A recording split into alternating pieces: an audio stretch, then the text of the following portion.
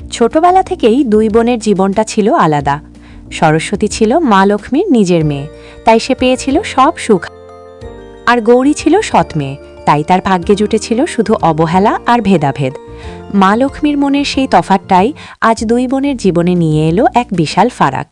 আজ দুই বোনেরই বিদায়ের দিন। দেখ সরস্বতী, আজ তোকে আবার শ্বশুরবাড়ি ফিরে যেতে হবে। তুই চলে গেলে তোকে খুব মনে পড়বে মা। তোর জন্য আমাদের মনটা খুব কাঁদবে। আরে মা, তুমি এত চিন্তা করছো কেন? আমি তো এখনই যাচ্ছি না, সন্ধ্যায় ওরা আমাকে নিতে আসবে। আর তুমি এমন কথা বলছো কেন? আমি তো আসা যাওয়া করবই, তাহলে তোমার এত চিন্তা কিসের? মা, উনি আমাকে এখনই যেতে বলেছেন। বললেন তার একটু কাজ আছে, তাই আমাকেই একাই আগে চলে যেতে হবে। মা, তাহলে আমি চললাম, তোমার কাছ থেকে বিদায় নিচ্ছি। আরে, তুই এখনো গেলি না? তোর স্বামী যখন তোকে যেতে বলেছে তখন চলে যা না। এখানে আর কিসের জন্য থাকবি? তুই থাক বা না থাক, তাতে আমার কিছুই যায় আসে না। শেষ পর্যন্ত তুই তো অনাথ। দিদি, মা তো ঠিকই বলেছে। তোমার স্বামী তো দিনমজুরি করেন, সেই গরিব মানুষ তোমাকে নিতে কিভাবে আসবেন? আর আসবেনই বা কেন? তুমি তো নিজেই একা যেতে পারো, তাই এখনই বেরিয়ে পড়লে ভালো হয়। সরস্বতী, তুমি যাই বলো না কেন, তিনি মজুরি করেন, তাতে কি হয়েছে? আমার কাছে তিনি তোমার স্বামীর চেয়েও অনেক বেশি ধনী। কারণ বড়লোক হবার চেয়ে বড় মানুষ হবাই আসল কথা। কি বললি? তোর জীব তো আজকাল খুব চলছে গৌরী। আমার মেয়ের সাথে এভাবে কথা বলছিস? এই মুহূর্তেই এখান থেকে বেরিয়ে যা। তোর স্বামী তোকে নিতে আসবে না, তাই একাই ফিরে যা, নইলে সন্ধ্যা হয়ে যাবে। এখানে তোর জন্য কেউ অপেক্ষা করে বসে নেই। আচ্ছা মা, তাহলে আমি চলি। বাবাকে বলো আমি চলে গেছি। তুমি আর বাবা ভালো থেকো।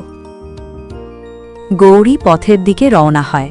সরস্বতী ঘৃণাভরে মুখ ফিরিয়ে নেয়।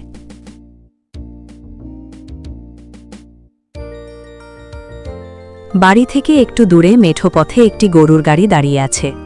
গরুর গাড়ির চালক কাকা প্রায় ৫০-৫৫ বছর বয়সী। গৌরী ধীর পায়ে গরুর গাড়ির কাছে এসে দাঁড়াল। কাকাজি, নমস্কার। আপনি কেমন আছেন?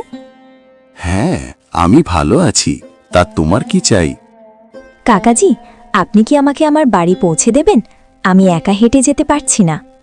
আরে মা, আমি তো এখানেই লোকজনকে গন্তব্যে পৌঁছে দেওয়ার জন্য বসে আছি। তোর বাড়ি কোথায় এবং কত দূর? কাকাজি, আমার বাড়ি বেশি দূরে নয়, বাজারের ওপারে। আপনার গাড়ি নিয়ে চললে পৌঁছতে আধ ঘন্টারও কম সময় লাগবে। ঠিক আছে মা, আর দেরি কিসের? উঠে পড়, আমি তোকে বাড়ি পৌঁছে দেব। তুই চলে গেলে আমিও আজকের মতো ঘরে চলে যাব।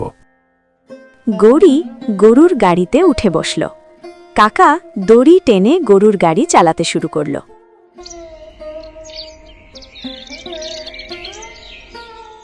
কিছুক্ষণ পর সন্ধ্যা নেমে আসছে। রঘুনাথ একটি ছোট থলিতে করে সবজি নিয়ে বাড়ির দিকে ঢুকে পড়ে। ও লক্ষ্মী, লক্ষ্মী, কোথায় চলে গেলি? দেখ, আমি বাজার থেকে 2 মেয়ের জন্য তাজা সবজি এনেছি। আজ তো ওরা চলে যাবে, তাই ভালো করে খাওয়াবো।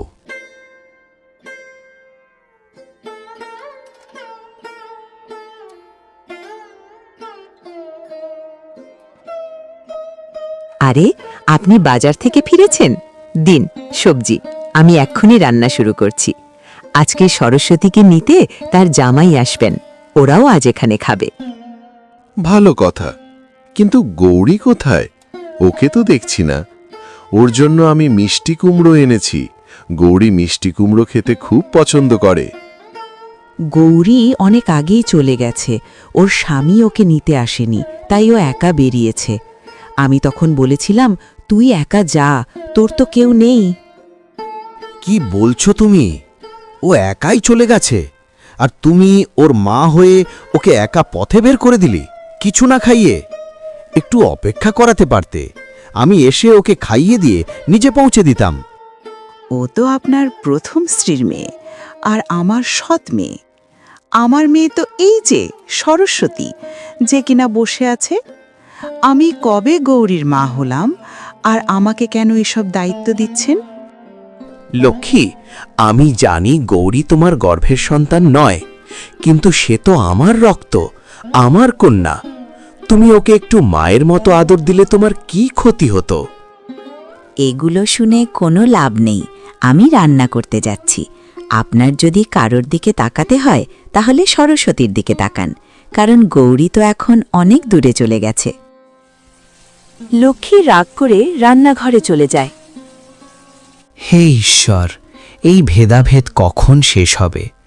আমার বড় মেয়েটা কি কোনো অভিশাপ? ওর জন্যে আমার মন কাঁদছে, কিন্তু ও একা হেঁটে যাচ্ছে অজানা পথে। সরস্বতী এত সুখ পাচ্ছে আর গৌরী শুধু অবহেলা পাচ্ছে। সন্ধ্যা গড়িয়ে প্রায় রাত হয়েছে। বারান্দার এক কোণে একটি মাটির চুলায় সরস্বতী বসে রান্না করছে, চারপাশে কাঁচা সবজি। মা, দেখো বাবা, বাজার থেকে কত তাজা সবজি এনেছেন। আমি এগুলো ধুয়ে নিচ্ছি, আমাদেরকে দ্রুত রান্না শেষ করতে হবে। হ্যাঁ রে মা, সত্যি তোর বাবা অনেক তাজা সবজি এনেছেন। আর আজ আমাদের রাজকুমারের আগমন। বহুদিন পর জামাই শ্বশুরবাড়ি আসছে, ওকে আজ এট পুরে খাওয়াবো। তোর হাতের রান্না আর আমার হাতের মশলা ম্যাজিক দেখবে ও।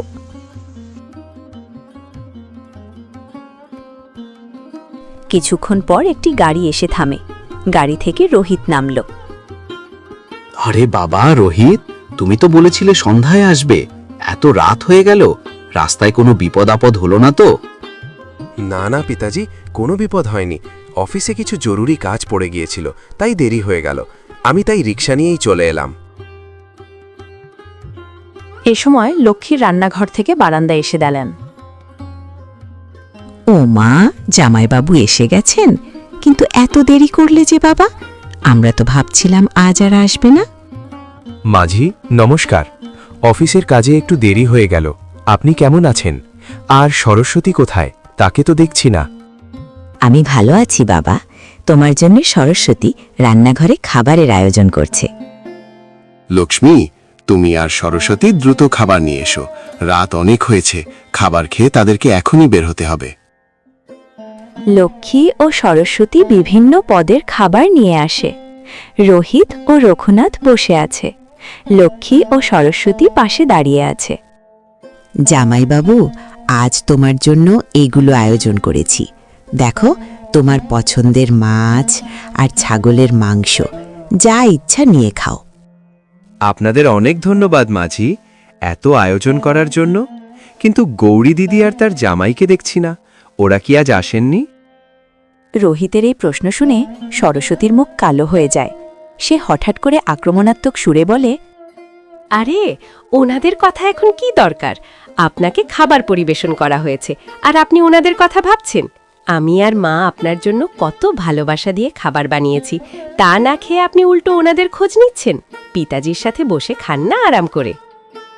রঘুনাথ সরস্বতীর কথা শুনে তিনি থমকে যান। চোখে ধিক্কার আর রাগ ঝুলকে ওঠে, কিন্তু জামাইয়ের সামনে তিনি চুপ থাকেন। বাবা রোহিত, এসব কথা ছেড়ে দাও। আগে তুমি খাবার খাও, আর তোমরাও দুজনে গিয়ে খাবার খেয়ে নাও। তারপর তাড়াতাড়ি বেরিয়ে পড়ো, রাত অনেক হয়ে গেছে। রঘুনাথের কথায় সেখানে কিছুক্ষণ নীরবতা নেমে আসে। কেউ আর কিছু বলে না। লক্ষ্মী ও সরস্বতীও রান্নাঘরে চলে যায় খাবার খাওয়ার জন্য। কিছুক্ষণ পর খাওয়া শেষ হয়। রোহিত ও সরস্বতী উঠোনে দাঁড়িয়ে বাইরে রিক্সা অপেক্ষা করছে। আচ্ছা পিতাজি, মাঝি, তাহলে আমরা চললাম। ভালো থাকবেন। যাও বাবা, সময় পেলে আবার বেড়াতে এসো। গৌরী ও নিতিনের ছোট্ট ঘর। ঘরের মধ্যে চাঁদের আলো ঢুকেছে। গৌরী ও নিতিন বিছানায় বসে আছে। দেওয়ালে তাদের ছায়া পড়েছে। গৌরী, আজ কাজের খুব চাপ ছিল, তাই তোমাকে নিতে আসতে পারিনি। তোমার কি খুব কষ্ট হয়েছে? মা আর বাবা কি কিছু বলেছে? তুমি কি একাই এসেছো, নাকি বাবা তোমাকে পৌঁছে দিয়ে গেছেন? না না, তারা কিছু বলেনি। আমি একাই চলে এসেছি। তখন বাবা বাজারে গিয়েছিলেন, তাই তার সঙ্গে দেখা হয়নি। আর মা আর সরস্বতীর কথা তো আপনি জানেনই। আমি তাদের কাছে সৎ মেয়ে, তাই তাদের কাছ থেকে স্নেহ বা ভালোবাসা পাওয়ার আশা অনেক আগেই ছেড়ে দিয়েছি। গৌরীর কথা শুনে নিতিনের চোখেও দুঃখের ছায়া নেমে আসে। ওরে গৌরী, এত চিন্তা করিস না। তুই শুধু এটা ভাব যে তোর বাবা তোকে খুব ভালোবাসেন। তার মনে তোকে নিয়ে কোনো ভেদাভেদ নেই। আর দেখ, জীবনটা খুব অদ্ভুত, কখন কি হয়ে যায় তা কেউ বলতে পারে না। হয়তো একদিন এমন সময় আসবে যখন মা আর সরস্বতী নিজেরাই তোকে আপন করে নেবে। আপনি কি বলছেন? এসব কিভাবে সম্ভব? এমন কি ঘটবে যে তারা আমাকে আপন করে নেবে? ছোটবেলা থেকেই তো তারা আমাকে তাচ্ছিল্য করে এসেছে, এরা আবার আমাকে ভালোবাসবে, এটা কি আদৌ সম্ভব? অরে পাগলি, সবসময় যা দেখছিস তাই যে হবে এমন কোনো কথা নেই। সময় বদলায়, মানুষও বদলায়। তুই এত ভেবে মন খারাপ করিস না। চল অন্য কথা বলি। দেখ, তুই দুদিন বাড়ি ছিলি না, তাই ঘরের সব মালপত্র শেষ হয়ে গেছে। কাল আমরা দুজনে বাজারে যাব, ঘরের জন্য যা যা প্রয়োজন সব কিনে আনব। ঠিক আছে, কিন্তু কাল কি আপনার কোনো কাজ নেই? আপনি যদি কাজে না যান তাহলে আমাদের সংসার কিভাবে চলবে? টাকা পয়সার কোনো সমস্যা হবে না তো? আরে না, কাল আমার কোনো কাজ নেই। কাল পুরো দিন আমি তোমার সঙ্গেই থাকব। 2 দিন তুমি বাড়িতে ছিলে না, তাই তোমাকে খুব মিস করেছি। এখন তুমি ফিরে এসেছো, তাই খুব ভালো লাগছে। গৌরীর মুখে হালকা হাসি ফুটে ওঠে। সে লজ্জা পেয়ে মাথা নিচু করে। আমিও আপনাকে খুব মিস করেছি। আচ্ছা, ওসব কথা থাক। আপনি সারা দিন কঠোর পরিশ্রম করেছেন, নিশ্চয়ই খুব ক্লান্ত। আমি খাবার তৈরি করে রেখেছি, চলুন আগে খেয়ে নিই, তারপর আপনি ঘুমিয়ে পড়বেন। তুমি এত যত্ন করো বলেই তো আমি দূর থেকে কাজ শেষে বাড়ি ফিরে আসতে পারি গৌরী। সৎমা লক্ষ্মী হয়তো গৌরীর সঙ্গে ভেদাভেদ করে তাকে এক সাধারণ ঘরে দিয়ে দিয়েছিলেন, কিন্তু ভাগ্য যেন তার জন্যে অপেক্ষা করছিল অন্য এক সত্যিকারের সুখের জন্যে। নিতিন যদিও সাধারণ ঘরের মানুষ, তার মন সোনার মতো সাদা। এই সাধারণ জীবনেও তারা একে অপরের সঙ্গে থাকার মধ্যে কতটা আনন্দ পায় তা তাদের চোখে মুখে স্পষ্ট ফুটে ওঠে।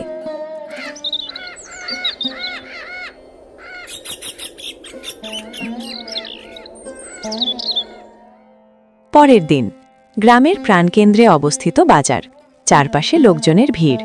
নিতিন ও গৌরী একসাথে বাজার ঘুরছে। গৌরী একটি দোকানের সামনে দাঁড়িয়ে বাজার করছে, আর নিতিন তার পাশে দাঁড়িয়ে আছে।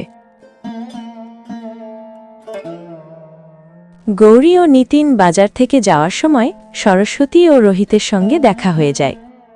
আরে সরস্বতী, তুমি এখানে, তোমার খবর কি? আর রোহিত, তোমার সাথেও অনেক দিন পর দেখা হলো।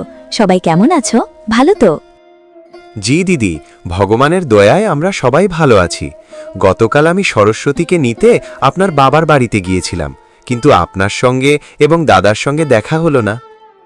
আরে ভাই রোহিত, কি বলবো, আমরা তো মজুরি করি।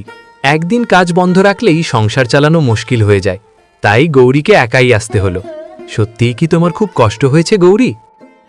নিতিনের এই সরল কথায় সরস্বতীর মুখের হাসি মুছে যায়। তার চোখে ঘৃণা ও রাগ ফুটে ওঠে। আরে দিদি, তুমি সবসময় কেন আমার পথে এসে দাঁড়াও? তুমি কি জানো না আমি তোমাকে পছন্দ করি না? আজ সকালে তোমাকে দেখেই আমার সারা দিনটাই নষ্ট হয়ে গেল।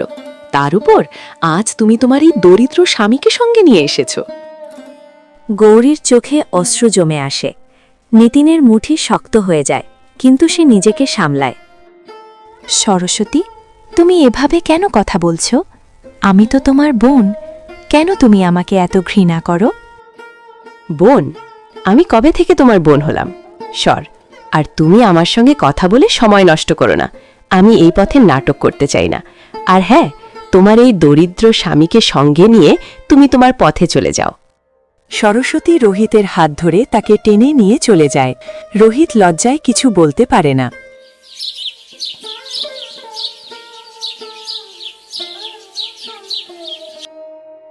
বাজার থেকে বেরিয়ে গৌরী আর নিতিন একটি সরু রাস্তা দিয়ে হাঁটছে।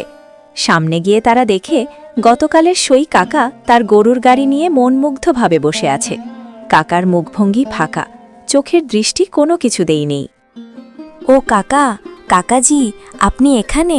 কিন্তু আপনার মুখটা এত বিষণ্ণ কেন? কি হয়েছে? আরে মা, তুই কি বলবো আর, এখন সবাই রিক্সা নিয়ে ব্যস্ত। আমার গাড়িতে ঠিকমতো যাত্রী আসে না। আজ সকাল থেকে এখনো একজনও ওঠেনি। বাড়িতে খাবার ফুরিয়ে গেছে, কি খেয়ে সংসার চালাবো কিছুই বুঝতে পারছি না, তাই খুব দুশ্চিন্তা লাগছে।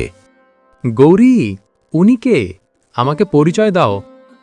কালকে তোমাকে এনার কথাই বলছিলাম। গতকাল আমি মায়ের বাড়ি থেকে ফিরছিলাম, তখন এনার গাড়িতে করে বাড়িতে এসেছি। কাকাকে এই অবস্থায় দেখে খুব খারাপ লাগছে। সে বলছে তার বাড়িতে খাবার নেই। ওগো শোনো, তোমার কাছে থেকে কিছু টাকা দাও, কাকার অনেক উপকার হবে। তুমি আমার মনের কথাই বললে গৌরী।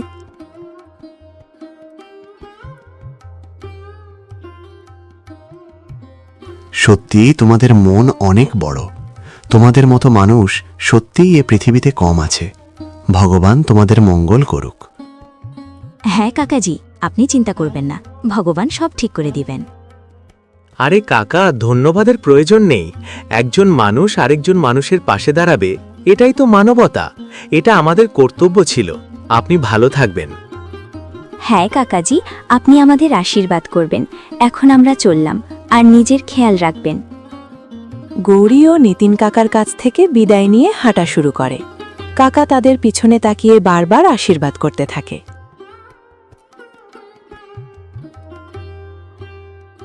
সরস্বতী ও রোহিতের বড় সুসজ্জিত বাড়ি। বিছানায় বসে সরস্বতী কিছু একটা নিয়ে ব্যস্ত। রোহিত কাজ থেকে ফিরে এসে তার পাশে বসে পড়ে। সরস্বতী, আজ আমি তোমায় একটা কথা জিজ্ঞেস করব। তুমি কি জানো আমি কি বলতে চাই? জি বলুন না, কি ব্যাপারে আপনি এত গম্ভীর হয়ে আছেন? আমি বুঝতে পারছি না তুমি তোমার দিদি গৌরীকে এত ঘৃণা করো কেন। সে তোমার সৎ দিদি হলেও শেষ পর্যন্ত সে তো তোমার বোনই। তোমরা দুজন একই বাড়িতে বড় হয়েছো, একসাথে খেলাধুলো করে সময় কাটিয়েছো। তাহলে তার প্রতি মনে এত রাগ আর বিদ্বেষ রাখা কি ঠিক? কি আপনিও কি এখন সেই গরিব গৌরীর পক্ষ নিচ্ছেন? ওই অসহায় গৌরীর মধ্যে আপনি এমন কি দেখলেন যে আমার সঙ্গে এইভাবে কথা বলছেন? ও তো আমার কিছুই নয়। সরস্বতী, আমি ওর পক্ষ নিচ্ছি না।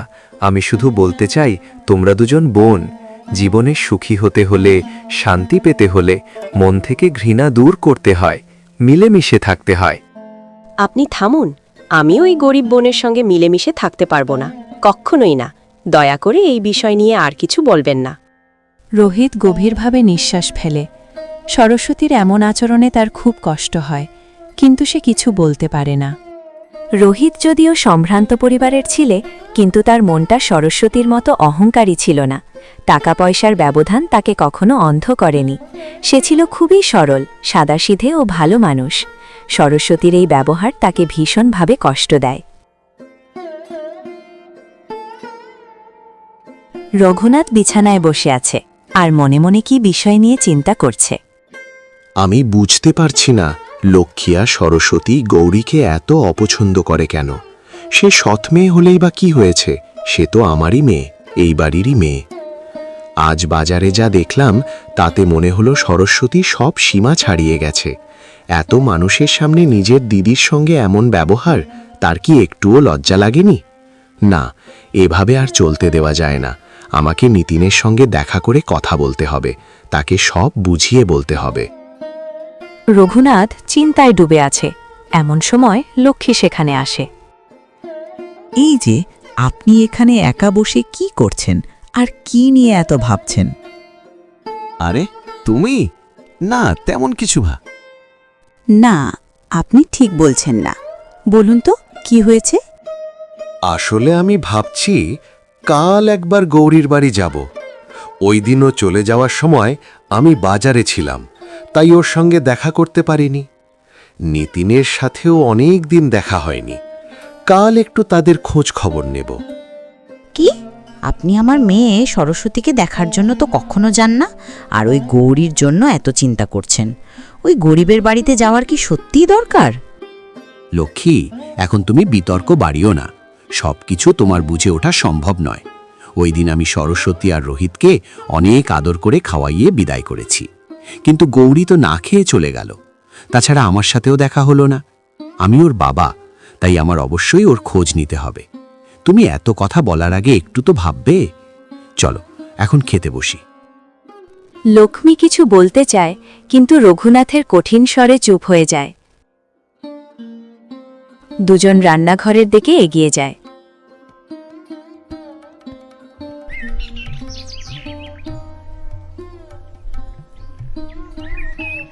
গৌরী ও নিতিনের ছোট্ট ঘরের বিছানা। সকালবেলার শান্ত পরিবেশ। নিতিন চারপায়ে বিছানায় বসে আছে, সামনে চায়ের কাপ। ঠিক তখনই গৌরী ঘর থেকে বেরিয়ে এসে তার কাছে আসে। কি ব্যাপার, আপনি চা খেয়ে এখনো এখানে বসে আছেন? আজ কি কাজে যাবেন না? গতকাল তো সারা দিন বাজার করতেই কেটে গেল। আজ যদি কাজে না যান তাহলে সংসার চলবে কিভাবে? আসলে কি বলবো, এখন আর তেমন কাজ পাওয়া যাচ্ছে না। যেখানে যাই কাজ মেলে না, তাই মনে হচ্ছে কয়েকদিন বাড়িতেই থাকতে হবে। কিন্তু কাজ না থাকলে তো আমাদের সংসার চালানোই কঠিন হয়ে যাবে। আর গতকাল বাজার থেকে আসার সময় কাকাকে বেশ কিছু টাকা দিয়ে দিছ। এখন যা আছে তা দিয়ে আর কতদিন চলবে? আরে গৌরী, এত চিন্তা করো না। দেখো, আমি তো তোমার পাশেই আছি। আমার ওপর ভরসা রাখো, সব ঠিক হয়ে যাবে। যতদিন কাজ না পাই ততদিন একটু কষ্ট করে চলবো, কিন্তু মন খারাপ করবে না। আপনার উপর আমার পুরো ভরসা আছে। আপনি পাশে থাকলে আমার কোনো চিন্তা থাকে না। তাই যদি আজ কাজ না থাকে তাহলে একটু বিশ্রাম নিন।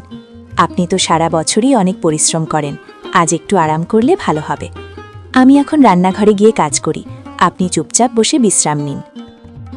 গৌরী নিতিনের দিকে স্নেহময় দৃষ্টিতে তাকিয়ে রান্নাঘরে চলে যায়। নিতিন আবার চিন্তায় ডুবে যায়। এখন আমি কি করব? কাজ নেই, সংসারও ঠিকমতো চলছে না। গৌরীকে কষ্ট দিতে আমার একদমই ভালো লাগে না, কিন্তু আমার আর কি করার আছে?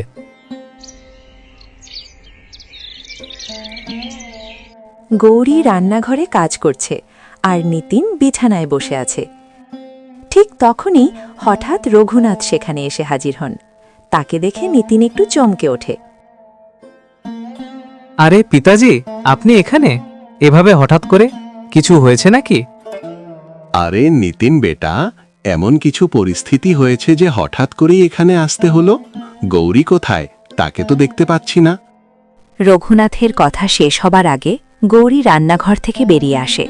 বাবাকে দেখে তার মুখ আনন্দে ঝলমল করে ওঠে। আরে বাবা, আপনি কখন এলেন? আর মাকে সাথে আনলেন না কেন? আরে বেটি, সেই দিন তো আমি তোর সঙ্গে দেখা করার আগেই তুই চলে গিয়েছিলি। অনেক মনে পড়ছিল, তাই দেখতে চলে এলাম। আর মায়ের কথা এখন ভেবিস না, আমি এসেছি এটাই যথেষ্ট। দেখ, তোর জন্য বাজার থেকে কিছু জিনিসও এনেছি। বাবা, আপনাকে এত কষ্ট করে আসার দরকার ছিল না। আপনি বসুন, আমি আপনাদের জন্য চায়ের ব্যবস্থা করি। আপনি বাবার সাথে কথা বলুন, আমি চা বানিয়ে আনছি। গৌরী রান্নাঘরে চলে যাওয়ার পর রঘুনাথ আর নিতিন বসে গভীরভাবে কথা বলছে। নিতিন বেটা, লক্ষ্মী আর সরস্বতীর এই ঝগড়া এবং জেদ দিন দিন বেড়ে চলেছে। এভাবে চলতে দেওয়া ঠিক হবে না। আমি সিদ্ধান্ত নিয়েছি, এখন সময় এসেছে সব সত্যি সবাইকে বলে দেওয়ার। আপনি ঠিক বলছেন পিতাজি। কাল সরস্বতী গৌরীকে যেভাবে অপমান করল তা দেখে আমার বুক ফেটে যাচ্ছিল, কিন্তু আপনার কথা মতো আমি চুপ করেছিলাম। আপনার দেওয়া সময়ও প্রায় শেষ হয়ে এসেছে। এখন আমারও নিজের আসল বাড়ি ফিরে যাওয়ার সময় এসে গেছে।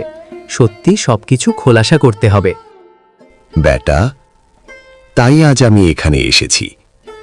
কিছুক্ষণ পরে আমরা তিনজন, তুমি, আমি আর গৌরী, একসাথে আমাদের বাড়ি যাব।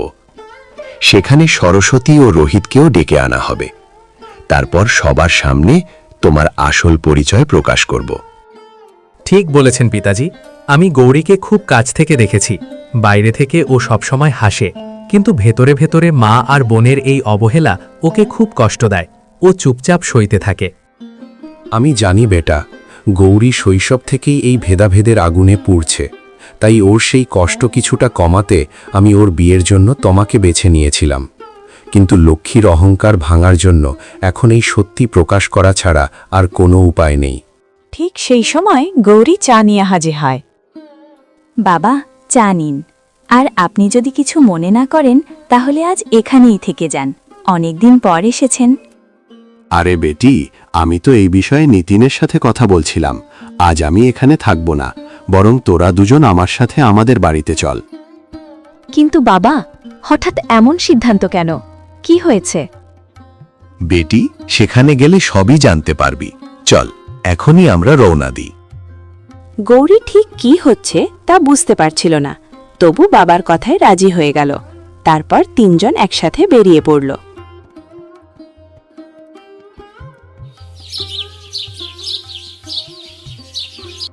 রঘুনাথের বাড়ির বৈঠকখানায় গৌরী, নিতিন ও লক্ষ্মী বসে আছে।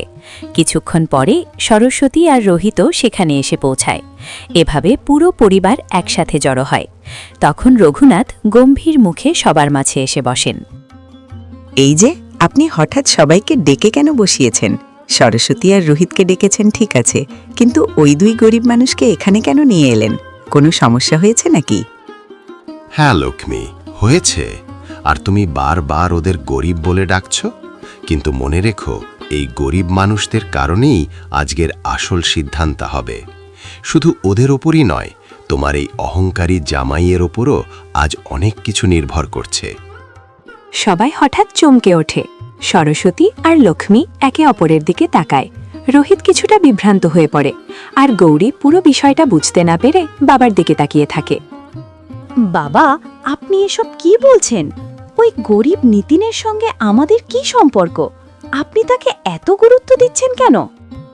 চুপ করো সরস্বতী, আজ তোকে চুপ করে বসে থাকতে হবে। তোর মাকেও তাই করতে হবে। আজ যা শুনবে তা শুনে তোরা অবাক হয়ে যাবি। রঘুনাথ গভীরভাবে শ্বাস নিলেন, তারপর ধীরে ধীরে কথা বলা শুরু করলেন। লক্ষ্মী, তুমি যাকে সারা জীবন গরিব বলে অবজ্ঞা করে এসেছ, ওই নিতিন আসলে মোটেও গরিব নয়। নিতিন আমাদের এলাকার সবচেয়ে বড় জমিদার পরিবারের একমাত্র উত্তরাধিকারী।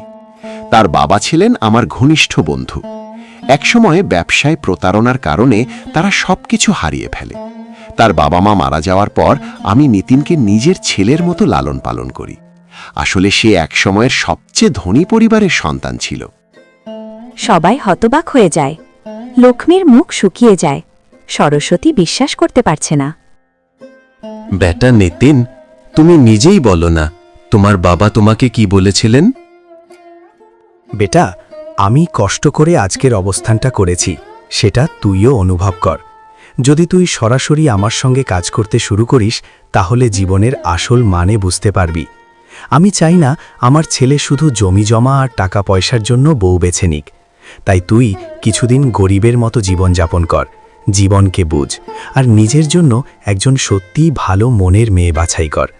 যখন জীবনের মানে ঠিকমতো বুঝতে পারবি, তখন নিজের বউকে নিয়ে ঘরে ফিরবি। আপনি এত বড় ঘরের ছেলে, কিন্তু আমাকে কিছুই বলেননি কেন? গৌরী, আমি চেয়েছিলাম তুমি আমাকে মানুষ হিসেবে দেখো, টাকা পয়সা হিসেবে নয়। আর আমি সত্যিই পেয়েছি একজন সত্যিকারের সোনার মানুষকে। তাহলে লক্ষ্মী, সরস্বতী, এখন বুঝতে পারছো তো আসল গরিবকে আর আসল ধনীকে? তোমরা সবসময় অহংকার আর টাকা দেখে মানুষকে বিচার করো, কিন্তু মন দিয়ে বিচার করো না। গৌরী তোমাদের কাছে সৎ মেয়ে হলেও সে আপনাদেরই নিজের মা ও বোন মনে করে মেনে নিয়েছে, কিন্তু তোমাদের তা বোঝার মতো মন ছিল না। ঠিক আছে, এখন যদি মন থেকে না পারো, তাহলে এই ধন সম্পদের জন্যই হোক গৌরীকে নিজের মেয়ের মতো গ্রহণ করো। লক্ষ্মী ও সরস্বতী লজ্জায় মাথা নিচু করে ফেলে এবং তারা নিজেদের ভুল বুঝতে পারে।